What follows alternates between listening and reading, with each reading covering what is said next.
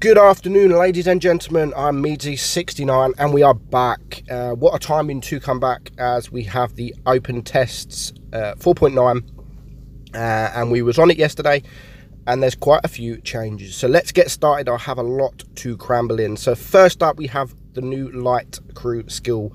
Fast capture. You can capture the base 7% quicker than normal when you have this crew skill, and if there's two of you capping the base, it is 10% faster. So that is the first thing. Next up, we have a little buff, and it is the grill. So the aiming time from the grill has gone from 3.3 seconds to 2.9 seconds. So a nice little buff for the grill. Also, it has got slightly better accuracy on turret rotation. So it's still a buff, a couple of buffs there for the grill. I love the grill, so especially the aiming time will make it a lot better. Now this buff is massive for the E3. The speed has gone from 24 kilometers per hour and it's gone to 35, which is massive.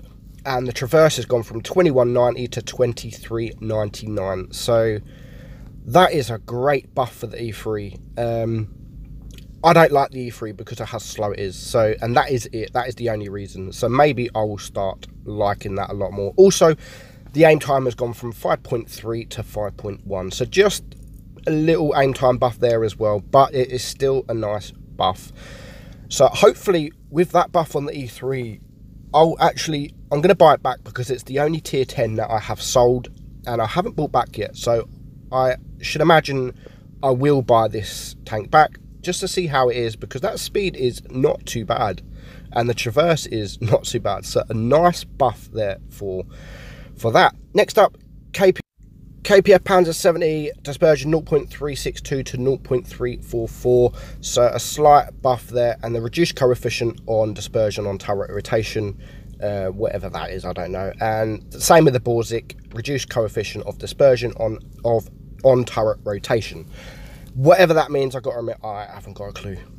Next up, we have the Ferdinand. It has recently received a nerf on its hit points. It is now getting a rate of fire to 5.21 from 4.81. So quicker reload there for the Ferdinand. Next up with the reload, we have the T69. The reload's gone magazine from 17.26 to 15.34. So pretty much 2 seconds off the magazine reload for the T69.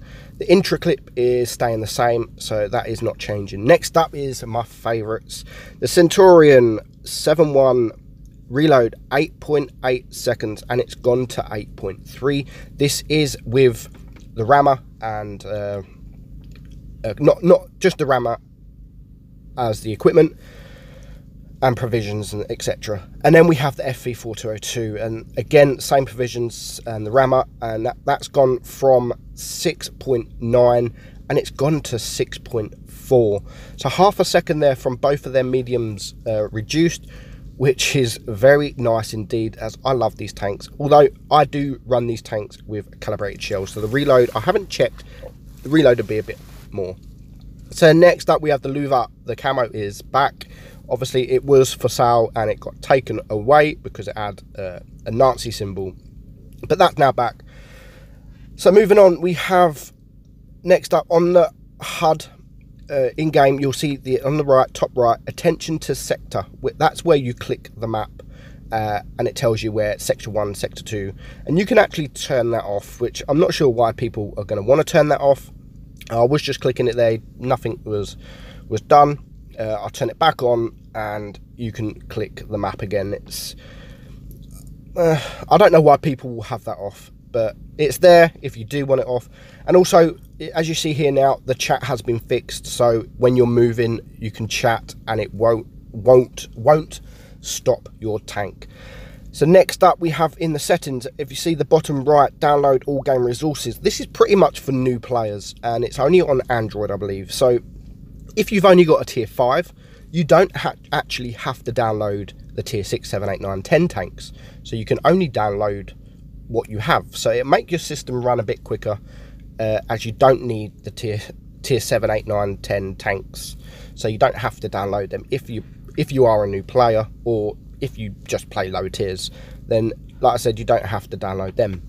So moving on, we have the 121B dispersion 0.35, and then the rate of fire 7.92. The rate of fire has gone to 8.34, and the dispersion is 0.336. I'm not sure if that's because equipment or whatever, but I think it's had a little buff. And then again, the 121 aim time, no, not that aim time, the rate of fire has gone to 6.59, so a nice buff there indeed for that. And now we have the Chinese heavies, IS2. All the stats are on the side to the left. I'm not going to run through them all. Pretty much the same as the IS2 that we have now.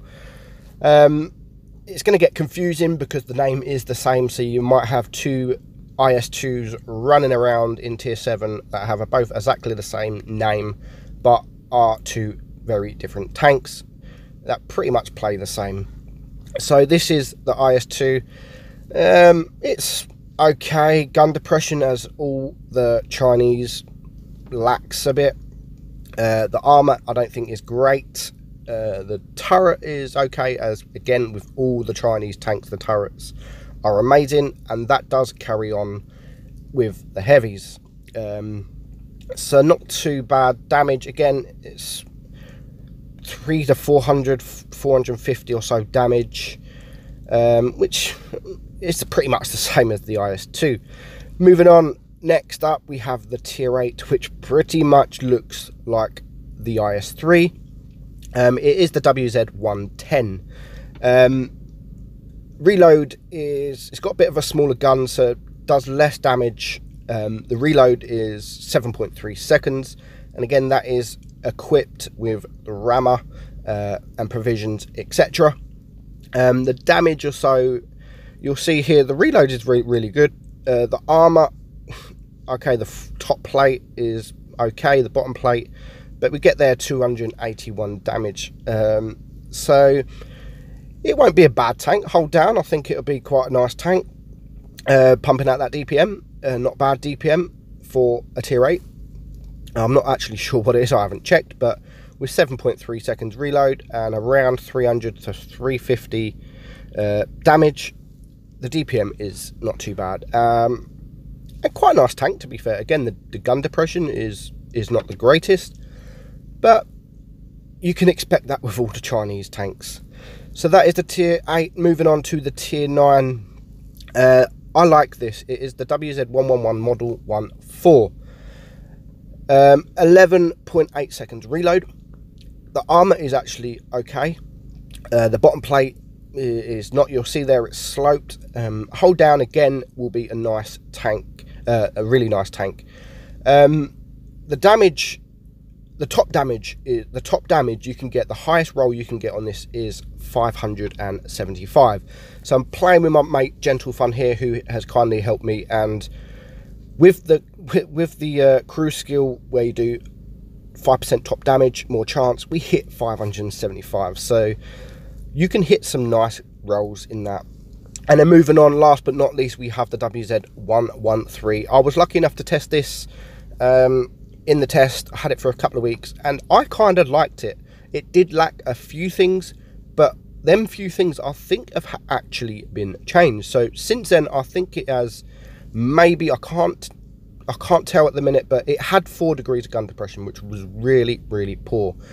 It feels kind of a little bit better, so it might have 5 degrees, but I can't confirm that.